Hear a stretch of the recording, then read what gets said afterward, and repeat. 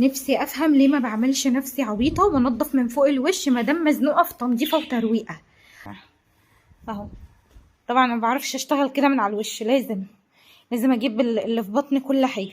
ده الاول وده اخر وش هيكون بالديتول. بصوا ده كده بس ايه اول وش، يعني يا دوبك انا بليتها بس على اصحابي واخواتي الحلوين. مسا على الناس الجميله النشيطه الكويسه. قادره اعمل اي حاجه بس غصب عني مش هينفع اجل، لان خلاص مفيش وقت والمفروض ان احنا هنستقبلها بكره، فلازم اغير نظام الريسبشن معاكم النهارده.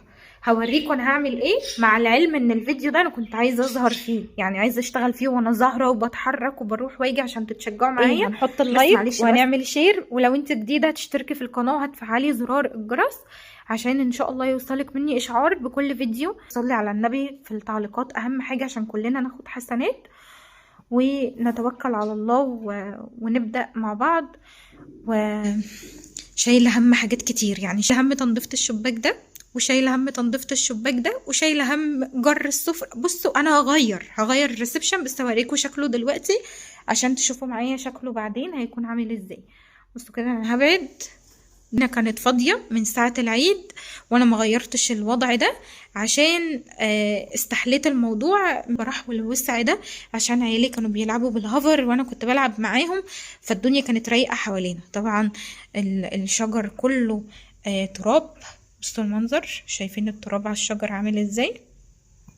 يعني يا رب يا رب يكون واضح. بس منظر الشجر، شايفين شكل التراب بالوبر؟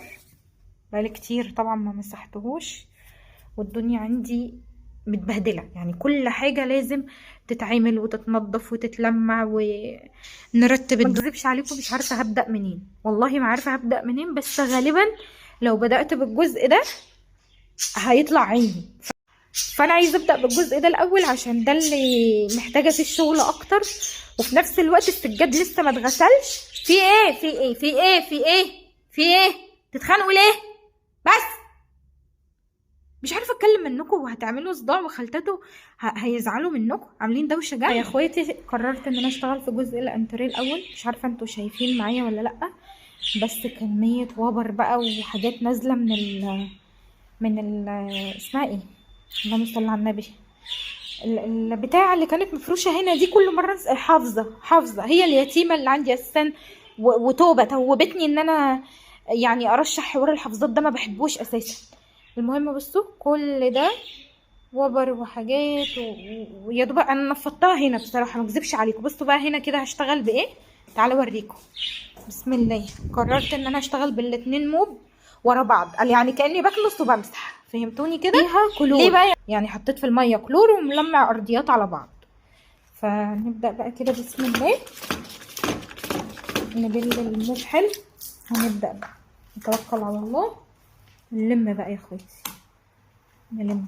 طبعا البتاعه دي بتنزل كميه وبر اقسم بالله انا ما عارفه ايه ده دي لو قديمه وبقالها سنين وهي عندي ما اتنزلتش. في ناس قالت لي يا نور خلي السجاجيد على الشتاء، حتى ماما برضو قالت لي ما تنزليش مغسله دلوقتي ونزلي على الشتاء ان شاء الله يبقى الشتاء كل فرفوته، مش محتاجه اي مكنسه ولا اي حاجه، والصراحه حاسه كده اسهل عليا. ف هميل الكنبه كده وانفض كل الفرافيت اللي فيها في الارض والمها بالموم. حبيت اوريكم بس المنظر، خليت الكنبه زي الفل وميلتها كده زي ما قلت لكم، مسحت تحتيها، والحاجات اللي انا هرجعها مكانها دي عملت كمان مكانها ايه بالديتول. لسه فاضل بقى الجزء ده بتاع الكرسي ده وعند الزرع والكلام ده هعمله عشان ابقى خلصت كل الكورنر ده وما ارجعلهوش تاني، ونشوف بقى هنغير النظام ازاي. الكنبه التانية شرحه طبعا، بتبصوا كميه فرافيت كتير قوي، ف هقلبها، والمره دي خلي بالي ان هي ما تجيش على رجليا، بسيفه كده على رجلي وجعتني قوي الصراحه، فخلي بالي بقى المره دي. بس كميه فرافيت رهيبه، لو معاهم بسكوت معاهم بقسماط معاهم اي حاجه وقاعدين هنا. طبعا كل الفرافيت بتتحشر حوالين الشلته، فانا خلصت كل الجزء اللي ورايا، خلصته كده كده. هعيد على المربع اللي انا فيه ده، هعيد عليه كله تاني بالميه اللي فيها الديتول، فانا شغاله بالاتنين، شغاله بده وبده. هو اكيد في حاجه غلط، يعني بصوا الترابيزه منها للارض قوي، يعني مفيش فرق غير حاجة بسيطة، الرجل تقريبا قد كده، مش عالية عن الارض او حاجة. تعالوا بصوا كده ورا الترابيزة طالع ايه، شايفين المنظر ده كده من ورا الترابيزة. خلاص انا قررت ان هشيل الحافظة ومش هفرشها، فطبقتها بالشكل ده على ما ادخلها جوه. ودلوقتي بقى هشتغل في كل الساحة بتاعة السفرة دي. يعني انا خلصت كل الجزء اللي ورايا والحمد لله الارض بقت زي الفل. فدلوقتي بقى هنشتغل هنا، هخلص كل الجزء الفاضي ده، بعدين هبدأ انقل الكراسي والسفرة. اشهد ان لا اله الا الله واشهد ان محمد رسول الله. بس هو انا شبه يعني اللي هو خلاص في الاخر بفنش. بس كنت عايزه اقول لكم ايه بقى، اللهم صل على النبي. انا هنا كده هعيد تاني على الجزء ده كله، همسحه بالديتول تمام عشان ابدا افرش بقى. قررت بعد تفكير طويل وانا شغاله كده على اقل من مهلي ان انا لازم يا جماعه افرش، لان الوضع مش هيكون مؤقت. الوضع مثلا مش هيكون هو المره دي وبس، لا ده انا لازم التزم. فانا لازم ارتب حياتي بقى الفتره اللي جايه هتبقى عامله ازاي. هفرش واتوكل على الله، ولما ربنا يأذن ان شاء الله والحاجه تنزل المغسله، يعني خلاص نقرب ان احنا ننزلها المغسله، ابقى عادي بقى، ابقى الم الفرش تاني وابقى انزلها المغسله. دلوقتي بقى نلمع السفرة قبل ما ارص الكراسي. بسم الله. خش كده من الجلانس ده، هو كمان ايه معطر، في ريحة معطر. ننضف بقى كده الازاز كويس. بصراحة بقى لها كتير الترابيزة كانت مركونة تحت الشباك، فاكيد متطربة ومتبهدلة، غير احباب الله بقى. بصوا منظر هنا، حاجات ملزقة اصلا، يعني لو مطرح ايديهم اي حاجة لازم يروحوا يلعبوا، بيشربوا اي حاجة يدلقوها كده، يعني حتى لو هي مش محطوطة هياكلوا ويشربوا عليها، هما يروحوا لها عادي. فربنا يا رب يهديهم ويحميهم. السيطرة عليهم في السن ده صعب جدا جدا جدا، صعب التعامل معاهم، وكل واحد فيهم عاوز يفرض شخصيته على التاني وعليا. فربنا يا رب يهديهم ويحميهم يا رب ويحفظهم، واشوفهم احسن الناس في الدنيا يا رب، واياكم خير الدعاء. يعني رب. لا حرام بجد اللي انا عملته في نفسي. الساعة دلوقتي داخلة على 1 وانا بادئة من بعد العشاء، يعني نقول من الساعة 10. بعد ما صليت العشاء وخلاص توكلت على الله وقلت يا بت انوي كده وتوكلي على الله وابدأي تنظيف وربنا هيقويكي. من 10 ل1 ليه كل ده؟ بسبب الوبر. انتوا عارفين اكتر حاجة بكرهها في حياتي هي الوبر والفرافيت، فبجد دي اصعب مسحتها في حياتي. انا غسلت الموب، غسلته كويس جدا بالميه وخلاص كده. المفروض ان انا هفرش السجاده، يعني بس خلصت خلاص وفرشته، يعني خلصت ومسحت كذا مره وخدتها كذا وش، مره اللهم صل على النبي بملمع الارضيات والكلور، ومره بالديتول، وراحه جايه راحه جايه، واللي اعمله عيد وازيد فيه، وكل مره يطلع وبر تاني مدى الحياه. خلاص كده شكرا، هعينها بقى واشوف هعمل فيها ايه، بس انا مش هفرشها تاني على هدة الحيل اللي انا شفتها كده. الشجر والشاشة والترابيزة، وهظبط الدنيا هنا. الترابيزة البني دي خلاص اتلمعت، فهنضف الترابيزة كده من فوق، والوحدات بتاعتها برضو دول هنضفهم كويس، وهمسح كمان الشجر واظبط الدنيا كده، وبعدين اخد لكم جولة سريعة. يلا بينا اخدكم جولة سريعة في الريسبشن، وقولولي بقى واضح التغيير ولا لأ؟ واضح يا اخواتي التعب، انا طلع عيني. اللي هيقول مش واضح مش عارفه هعمل ايه، بس هزعل منكم قوي. المهم ده كده الجزء بتاع السفره.